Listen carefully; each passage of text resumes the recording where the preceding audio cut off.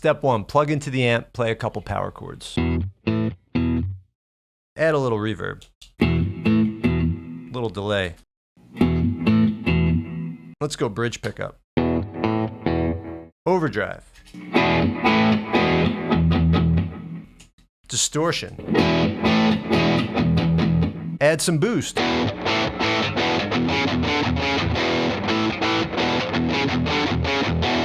Hey everybody, Gary here with Guitar Tricks, and in this video I want to share with you just a few tips on dialing in a good rock tone. Before we get into the lesson, please go ahead and click subscribe so that you get all of the latest and greatest content from Guitar Tricks, and if you want to be notified of any new lesson, be sure to also tap the bell and leave a comment and let us know what future lessons you'd like to see on the channel. That's where we're always looking.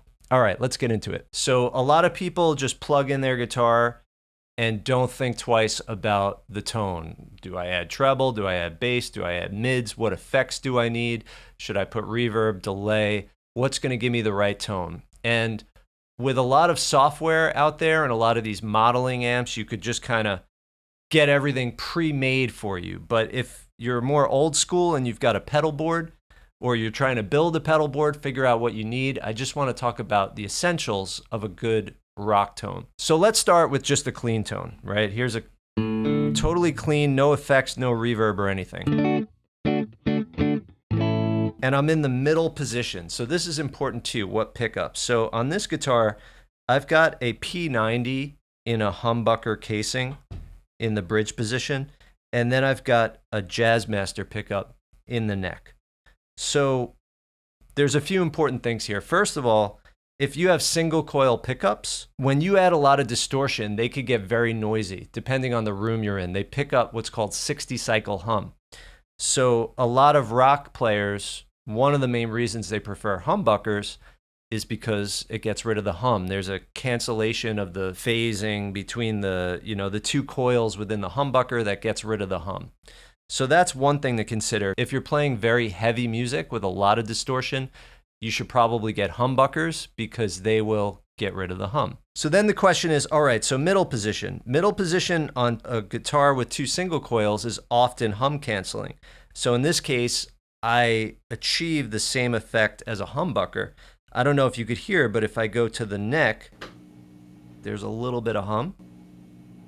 Middle, it goes away, and then bridge, a little bit of hum. That's one thing to consider is humbuckers versus single coils. If you're playing just light overdrive, you could get away with single coils. If you're going to go heavy distortion, you're going to want a humbucker.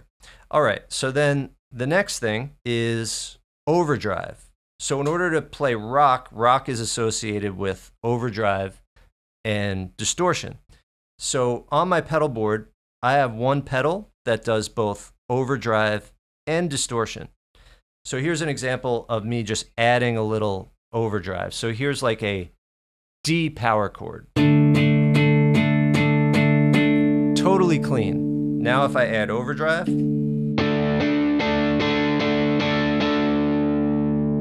so right away it's thicker, it's bigger, it's more aggressive, it's a little meaner, it's got some attitude, right? The first song that used overdrive in a recording was called Rumble by Link Ray and the Rayman, and it was actually outlawed on public radio. There was like a thing where they didn't want to play it on public radio, and it was achieved by turning the amp to max, and he even apparently sliced through the speaker to get it to sound really distorted. So they thought it might incite violence, right? So there's a certain aggression that comes with that overdrive sound. So it's cool, but what I might want to do to thicken it up a little bit more is add a little bit of delay. So delay basically just plays whatever you played back to you. It's almost like a micro looper. It'll play whatever you played back to you, but a lot of people don't dial in their delay the right way. They put it too much, so it just sounds like da da da da da da, it's like repeats too much. You want to start with something really subtle where you don't even realize it's on until you stop playing. So here's an example. I'm going to play this D power chord, and you probably might not realize the delay is even on.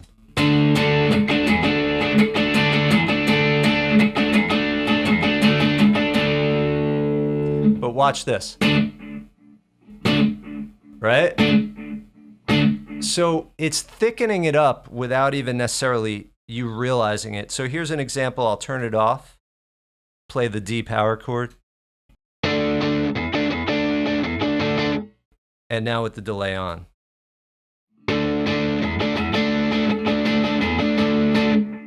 It just thickens it up a little bit. Now another thing is reverb. By combining reverb and delay, we're getting just a bigger kind of a sound. So now I'm going to turn the reverb up. Here's the clean tone again. Now with reverb. Right? And now I'm going to add the delay again. And now I'm going to add that overdrive.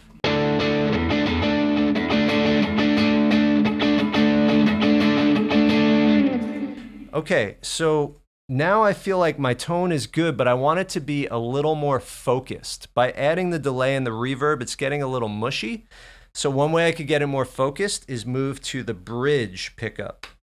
So now I go to the bridge pickup. It's going to be a little more snarly.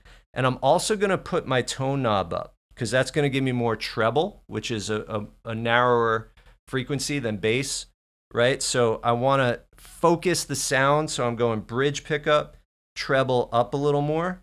Here's the overdrive, delay, and reverb.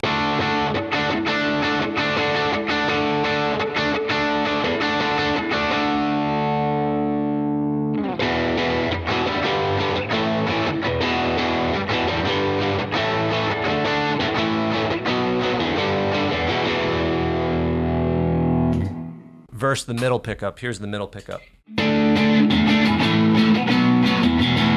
Right? The bridge sounds a lot better to me. It's much more rocky, much more focused, more snarly. Also, P90s are more aggressive sounding than typical Fender single coils. This guitar isn't like, you know, it's a little different. It's rare to find a P90 in a production guitar. This is an aftermarket pickup by Seymour Duncan called the Fat Cat. It's the size of a humbucker, but it's wound like a P90. That could definitely get me by, but that's just overdrive. It's not that powerful. Now we're gonna go into more in the distortion territory, which is gonna be more saturated, more gain, just more fuzzy. Let's check it out.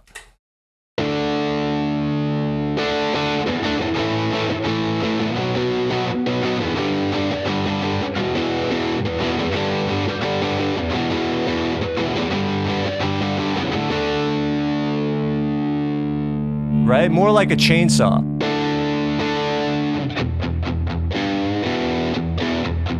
When I get that sound, I want a palm mute too. That's the other thing. I do the palm mute test. So with good distortion, on the bridge pickup, you want to test out your palm muting sound, like with an open E string.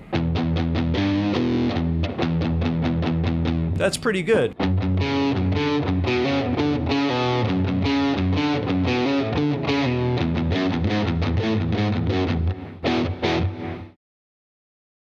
Now, sometimes you don't want the delay, especially with palm muting. You might want everything to be more precise, and the delay is going to make it more mushy.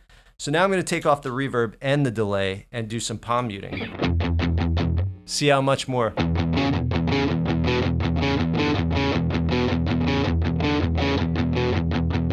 Right? More focus, a little bit of reverb.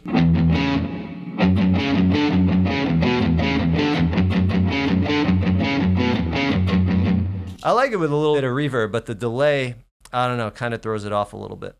So all depends on what sound you're going for, but to me, for the rock sound, I need overdrive, I need distortion, I need reverb, I need delay. If I have those, I'm totally happy. But, you know, when you add too many effects, it's hard to hear exactly what you're playing. It kind of masks things. That's the issue that I usually have with people that use too much delay, too much effects. It's like it creates a barrier between, you know, just the pure musical idea and then just the sound effects around it. The other thing is, if you're going to play a solo, you want to have a boost pedal. So here I'm going to use my Spark, and I have the treble turned up, so it's kind of like a treble boost. So I'm playing my little thing.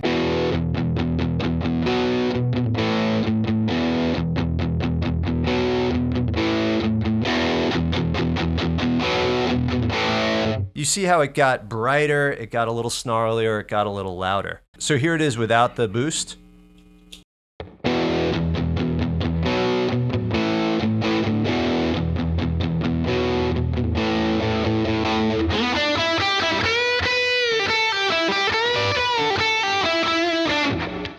Right? It's just meaner, gives it that presence. It'll make it cut through a mix a little more.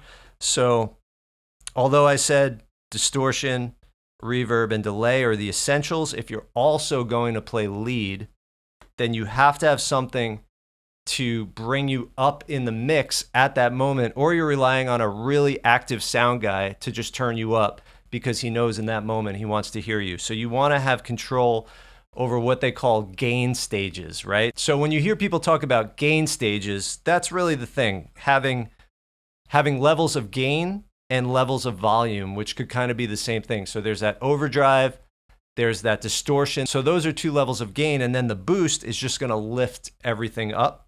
So to me, that's how I kind of see it. Like overdrive is good all purpose, but it's not quite as aggressive and as saturated and as meaty.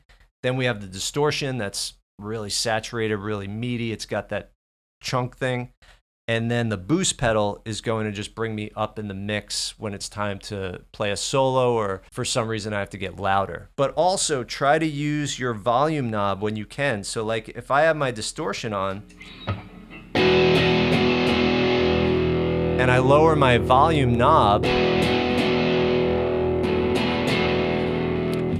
you know, that's another way to control things. You always want to just think about, and then now.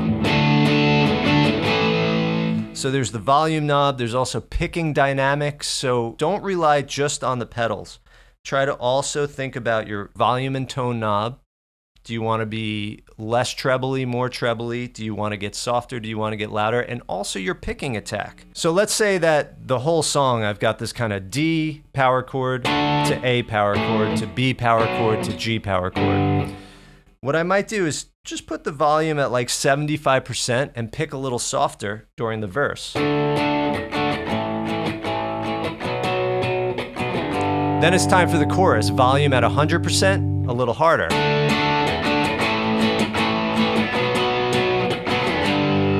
So that almost sounded like I stepped on a pedal for the chorus, but all I did was I used the volume knob and picking dynamics. So I hope that gave you some ideas on how to have the essentials to play rock music, right?